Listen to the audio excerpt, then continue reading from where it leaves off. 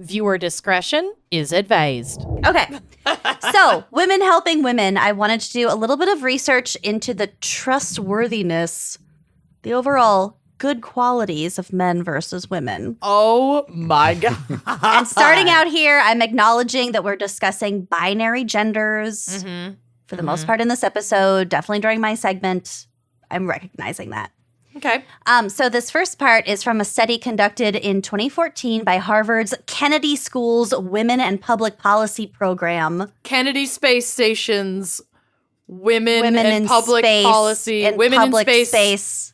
Women policy in Space. for women being in space. Packing in 100 public. tampons Association. Yes. Rolls right off the tongue. Yep. 100 The acronym tampons. is a mess.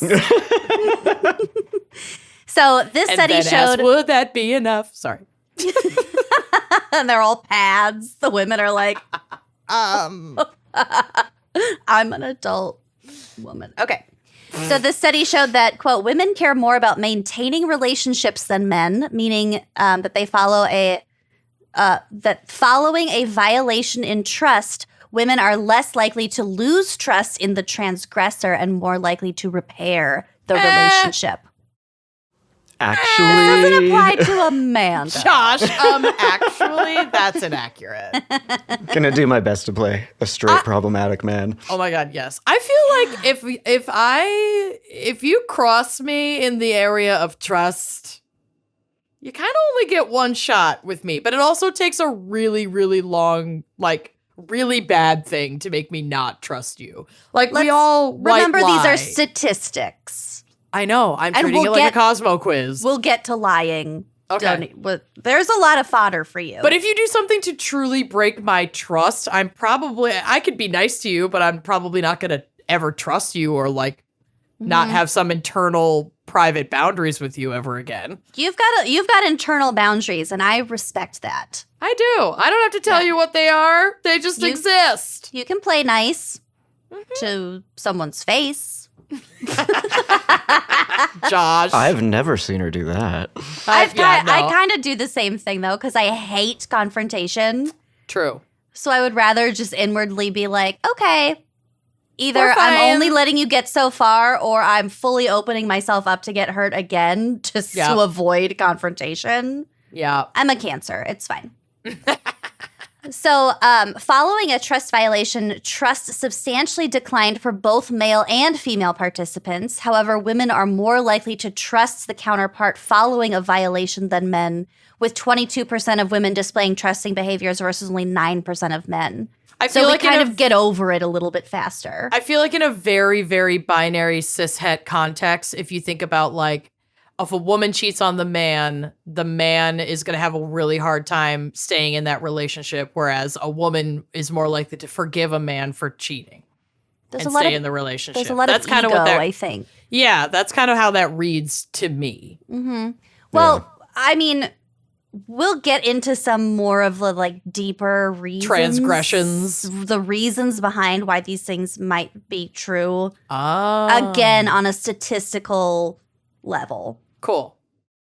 Women are more likely to trust their counterpart following repeated trust violations than men, with 66% of women displaying trusting behaviors versus only 48% of men. So if you're likely to forgive someone after the first transgression, You're likely to continue to forgive them. yes, that's after why multiple. these percentages are higher than the first ones that I just Makes read. sense. Okay. So it's the But women's still- fault.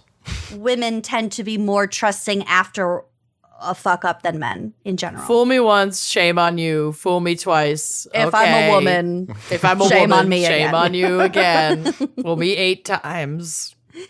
So men and women do not differ in their initial trust of a business counterpart. However, after the counterpart commits a trust violation and then apologizes, women are significantly more trusting than men in the exact same scenario. I still don't trust these women that I'm in business with. Not Absolutely a not. bit. Not as far as I can throw them. And Nope. with my upper body strength, that ain't far. It's not far. No.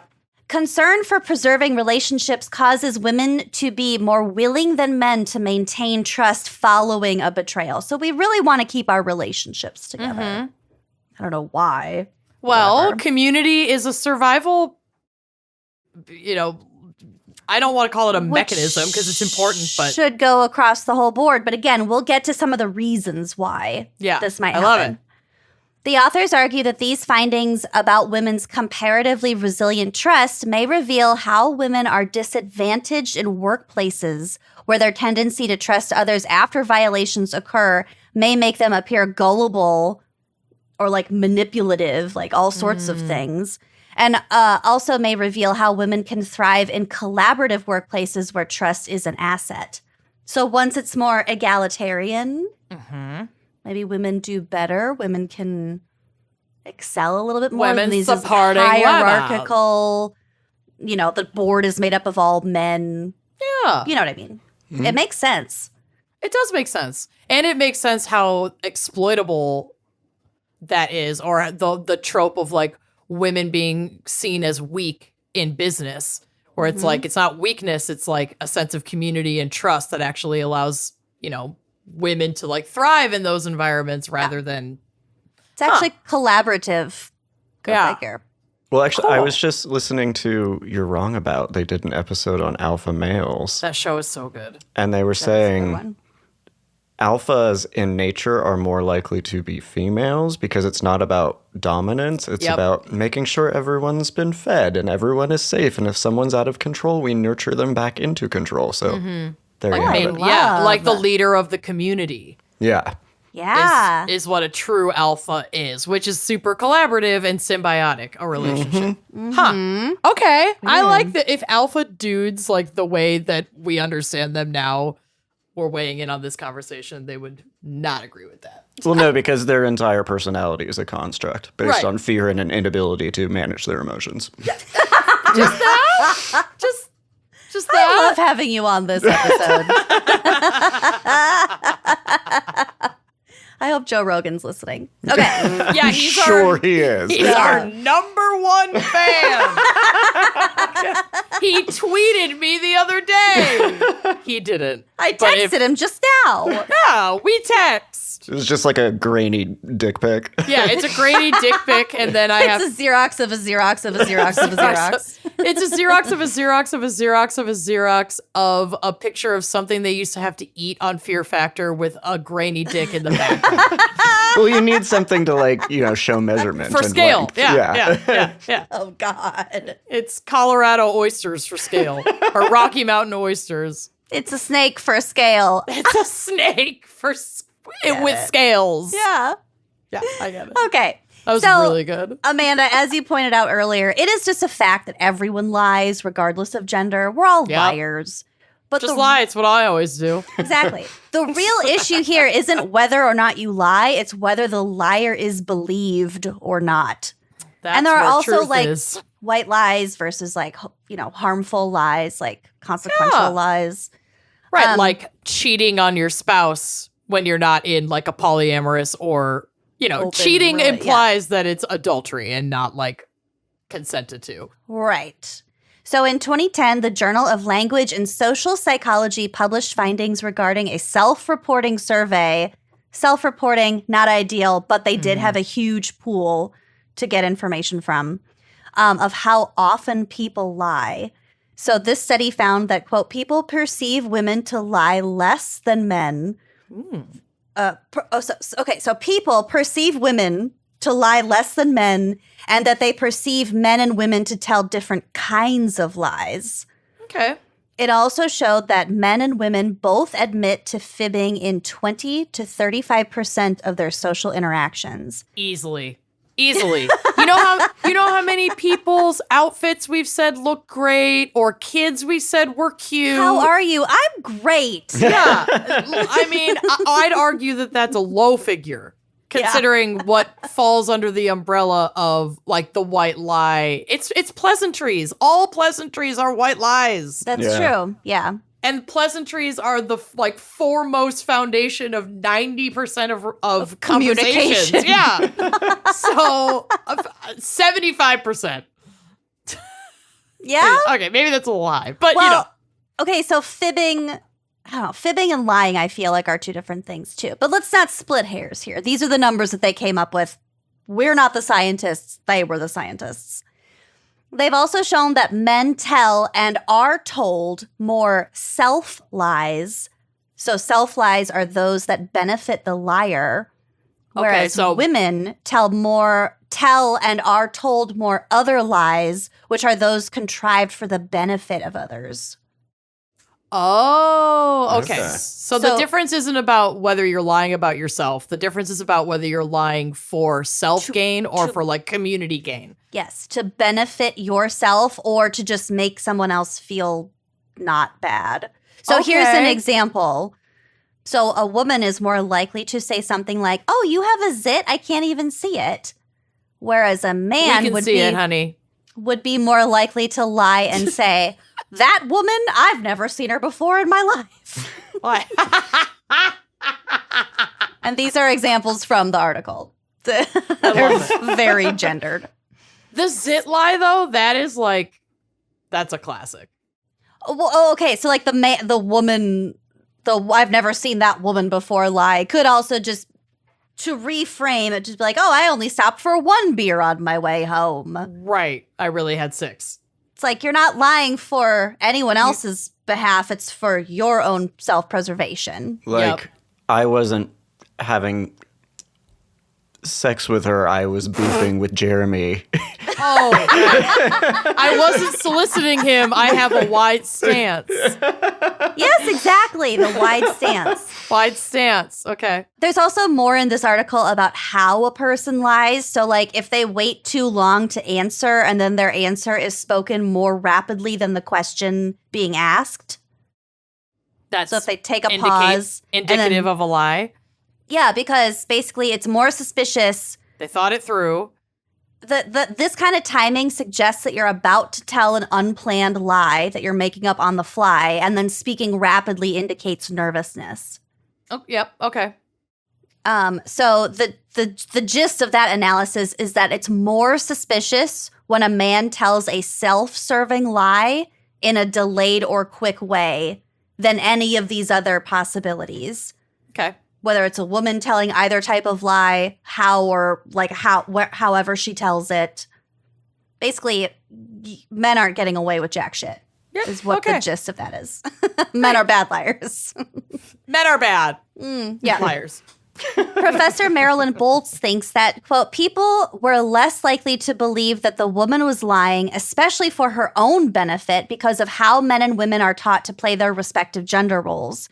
Beginning at a young age, males are encouraged to boast about their abilities and assert themselves over others. It's peacocking. Mm-hmm. In the context of adult conversation, accounts of one-upmanship are common and provide a means for establishing one's dominance and status. Women, on the other hand, are encouraged to be more modest in their self-presentation and are taught the importance of intimacy and developing connections with others. So that gives us a little bit of insight about how trustworthy, like, women can be. Let's say in regards to covering up a crime. Oh, for example. Let's say. But would a woman really be, like, helpful in this context? Because there are a lot more aspects of somebody who you'd want being your partner in crime than just whether you can trust them. Right. Certain abilities, connections. So would a woman be more helpful in this context? Evidence says probably yes. Ooh. So this is from Psychology Today, and there are a lot of numbers and, like, variables in terms of, like, science-y studies and statistics terms that I love a scientific probably yes. I'm ready. But I'm not going to list all of those specifics. It does give more insight into what I'm reading, but I'm not. Whatever. If you're that curious, go look up this. So we should just article. Trust what a woman is telling us. Exactly, because I'm trustworthy. Yeah. Josh, are you choosing not to trust while I choose to trust, or should we switch it up and skew the stats? Well, no, I'm here to play a man, remember? So I'm just okay. I can't. Also, it's you. I can't trust you because you're women and you don't know anything. Got it. Okay, perfect. And you have blue hair. My God, how bad could your judgment be? I can't trust you because you're women and you don't know anything. It is 1,000 degrees in here, so sorry to the $5 patrons. No, I'm slowly melting. My pants will be off in no time. That's not why you're can't wait. sweating. You're sweating because the women are coming for you now. The know-nothing women. We have a largely female audience, so And I hope they know. I guess they don't know me beyond the scope of my show. I hate men, so you can we're in good company. You can email him directly at josh@ouramericana.com. You can do that. Josh goes missing, blames it on Israel Keys. Classic. God. Okay, so stay away from barn houses. Okay. Girls and women are more likely to engage in pro-social behaviors than boys and men, boys to men. Generally, these sex differences are small to moderate in size, so not like a huge difference. For instance, girls are more kind and considerate than boys. They're more comforting to others, more helpful to others, and are more Cuter. likely to We smell better.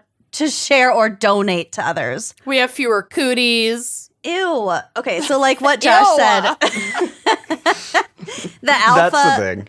the alpha role would be more likely to go to a female because she is willing to share Yeah. with everybody else and be Yeah. more helpful and more comforting and nicer Yeah, and and cuter. what's good for the goose is good for the gander. What's Yeah. good for the wolf is good for the wolf pack. Wow. Who are you? Where do you get these things? I don't know, but I'm really high. Okay, I'm going to speed through so you can have your moment and go to bed. I don't know who I am. So women are also significantly more likely than men to give to charities, whether medical research, animals, storms, whatever, blah, blah, blah. With sex difference not being due to background factors such as age and income, things like that. They did account for that. The same pattern holds when looking separately at single people and married or cohabitating people. For single people, 90% of women give more than the average man. Oh, In yeah. charitable, tracks. altruistic. Absolutely. 90%. I'm not surprised, but like, I'm not not surprised based surprised on my either. own anecdotal evidence. I'm surprised that these were the scientific findings. I'm not surprised by it either. And you're saying that's 90% in single households. That's what you're saying? Or for both, single across the board. single For single people. For single Because people. I would love to see the stats for, well, I guess for married or cohabitated couples, because I also know that in terms of like gender roles, it's actually very traditional for the man, the cis man, to be the main breadwinner, but the woman to manage the finances for the household, because the woman is doing like the shopping, the everything else in the cooking. fucking household. But yeah, basically. So I'd be curious where like altruistic giving would fall in a household where the woman traditionally is running the finances versus where the man is running the finances, how much altruistic giving. But I imagine that it would, so a lot of that data probably transfers. Well, and it just goes back to what this whole thing is predicated on, which is men are wealth building and looking out for themselves, and women are trying to take care of their community. Right. Yep. Josh Yep. just boiled down my notes into one coherent sentence. And Great. I love it. And I'm here to back it up because I have a little bit more to go. Sorry. That's okay. You don't boiled it ever down. Be I love it. sorry. Oh, no, I'm doing Don't- a bad job of playing a guy. I'm not supposed to apologize. Yeah, you're right. You're really fucking don't. this up, Josh. Be a man. Go back to work. Get a job. Josh So must perhaps- be swift as a coursing river. Though the strict of a great What's the part where taboo. she's like, something about cutting Jim, and then she goes, Oh, they must was be I able a to see fool in right school through for me. cutting Jim? Hope he What's doesn't the see part right through me. Hope he doesn't see right through me. That's my favorite part. Hope he doesn't. Yeah, and you're like trilly high soprano. Hope he doesn't see right through me.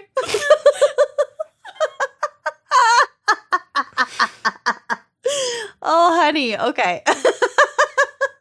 Oh We my gotta have a God. rewatch of Mulan. We really do. Josh, sometimes Scott and Amanda come down to my house and we just get high and watch Disney movies, and you should come for the next one. We call it going to the cabin. And like on a good weekend, we'll make it out for one drink at the Saddle, but we're usually just doing face masks, coloring books, getting extremely high, watching old Disney movies, and creating the stupidest inside jokes that you could ever picture. Hope it doesn't Grandmother say Willow. Willow. Grandmother Willow provided with a my lot bar. of fodder for the last time. Okay. So perhaps not unrelatedly, women and girls are primarily responsible for child rearing in most cultures. Mm-hmm. Survival, baby. This goes without saying, but to back it up a little bit, in an analysis of the standard cross-cultural sample, so this consists of 186 cultures selected to fairly represent pre-industrial human cultures. Dang. A 1977 study found that mothers and their female relatives are responsible for most child rearing, with fathers providing only about, and I want you to guess the percentage here. Both of you just guess how much an average fathers contribute to caregiving to children. 9. 15. 6%. Jesus Christ. 6.0%. In the average? Yep. So that's like, wow, that's low. This is, again, the standard cross-cultural sample. This is 186 cultures. Wow. And this is designed to represent pre-industrial human cultures, but Yeah. I can't imagine it's gotten much better. Much different now, yeah. I would love to know how that relates to like America's percentage. I know. Oh, I have. Actually, I can tell you a little bit about that because I will talk about some statistics that get into. So the bottom line is in more egalitarian cultures, so like Norway, Sweden, the United States, Canada, where we strive for the genders to be equal. Mm-hmm. Then it is more likely for genders, and again in this episode, in my section anyway, we're talking binary male female, for men to lean a little bit more heavily into their stereotypical roles Behavior. than for women, which is sort of weird. But yeah, I don't know. We'll kind of get to that. But a couple other things. Women are statistically more empathetic than men because women can recognize negative facial expressions more quickly than men. Oh, that's cool. So we have like a more acute sense for that? We're paying attention. Our brains are paying attention more to how other people are feeling. So one reason they think it's a neurological difference. For example, women appear to use more emotional brain areas where men use more reflective brain areas when engaging in empathy, emotion recognition, perspective taking, and affective responsiveness. I would just be curious to know if it's like correlation versus causation with that ability to notice like subtleties in facial expression as they pertain to emotion.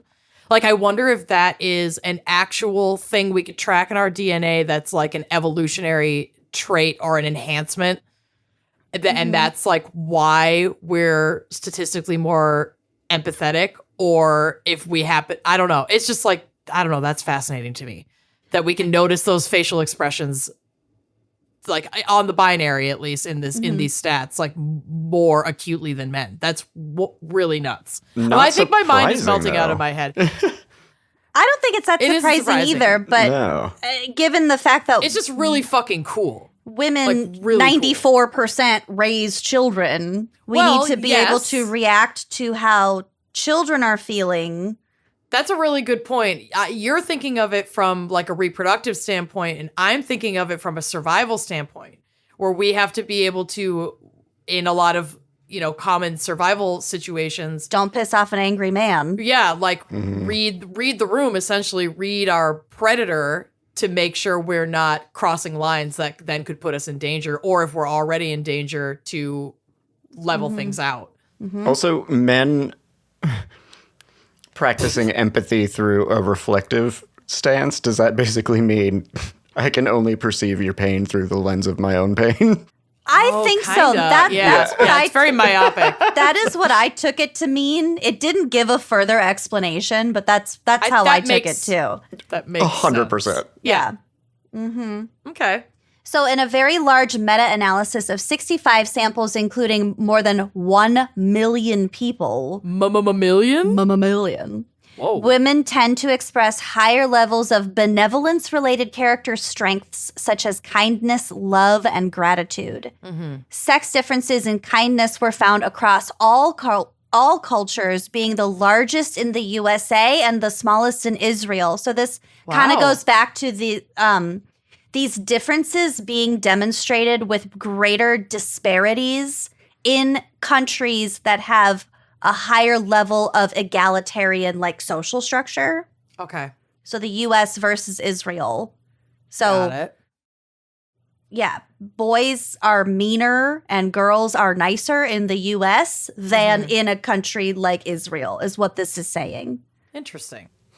Sex differences in kindness were found across ages too, being the largest among children younger than 13 and smallest among 21 to 24-year-olds. So this is saying differences in kindness that children younger than 13, the boys are meaner and the girls are nicer. And then that difference is smallest in men and women between ages 21 and 24. Weird. And then it starts growing again. Isn't that weird? Yeah, Yeah. that is weird. All of this, yeah. And then my most fascinating fact, when reasoning about morality, women have higher care reasoning morality, which means maintaining relationships, caring for others is morality, while men have higher justice reasoning. So justice and equal treatment is morality. Huh. Which, I mean, That tracks. It does track. And also, I have to say, if you have Apple TV, I've been watching 5 Days at Memorial. Ooh. Have either of you watched this? No, what is it? Oh my fucking God. It's about a hospital. It's a memorial hospital during Hurricane Katrina in New Orleans or surrounding area. And basically they have a lot of really critically ill patients, a lot of really old patients, people they can't transfer via helicopter. So it's still happening right now. Well, the episodes are still being put out now, so I don't want to spoil anything. But basically, as is presented in the very first episode, and also has happened in real life, so it's not just a TV show, dozens of people were found deceased in this hospital after it was evacuated, and then these forensic investigators discovered that they may or may not have been killed. Some might say euthanized because they couldn't have been evacuated. Yeah, they didn't want them to suffer alone in a hospital with no air or water.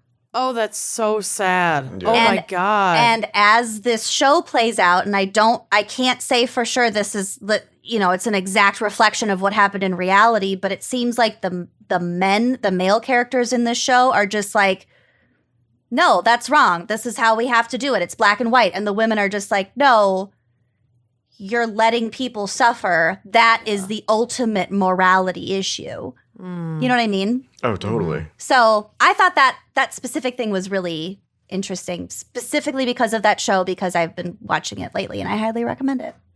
That's fascinating. Okay, well, I'm starting it tonight, so Yeah. let's It's wrap really this good. up. Yeah. Just a couple more things. Women are higher than men in agreeableness and other help-related personality traits across most cultures. Women also tend to score lower on antisocial dark triad personality traits. Yup. So as we all know, the triad is Machiavellianism, narcissism, and psychopathy. So you might think you have a good grasp on men versus women, but at the very end, I got to throw one thing more at you. You just might be a redneck. You just might be I a thought that's redneck. where this was going. In repeated play prisoner's dilemma studies in which women and men are paired with partners and given a chance to either cooperate for mutual benefit or defect and benefit only themselves across a series of scenarios, games. This is obviously more complicated than how I'm laying this out, but there is a rather distinctive pattern that you might be surprised about. Namely, men tend to cooperate pretty well with other men for their mutual benefit over time. Danamora. Whereas women paired with other women or women and men paired together tend not to cooperate effectively over time. So their relationships can get complicated. Yeah, they might get a little too soft. Well, like, it actually really makes a lot of sense, because if we're building bonds over time and then we're put in some fucked up situations with those same people, that it's going to be harder for us to act in a way that would necessarily benefit the whole group. Dare I say a logical way? I don't want to imply that women aren't logical, but there are certain scenarios where women are maybe a little bit too empathetic. I mean, I'm not saying across the board, obviously, but whatever. My last sentence, a meta-analysis of sex differences in cooperation came to a similar conclusion, finding overall male-male interactions are more cooperative than female-to-female interactions. Interesting. That makes a lot of sense, and actually. There are obviously pros and cons to both, like, viewpoints to both genders. Yep. There's problematic shit all over the place. Yeah, but in terms of women helping women, I think women are much more likely to help other women than... There you go. Yeah, I basically just threw a bunch of stats at you to... It's fascinating. Maybe. It is. Yeah, it is. It's none of it's really surprising, but it's interesting to see it compounded in these statistical, analytical ways. Well, I sure hope you liked that clip. If you did like that clip, make sure you are subscribing to our YouTube channel, leaving us a nice review, and joining us on Patreon for even more video content, audio content, salacious content all around. Come join us. Treat yourself.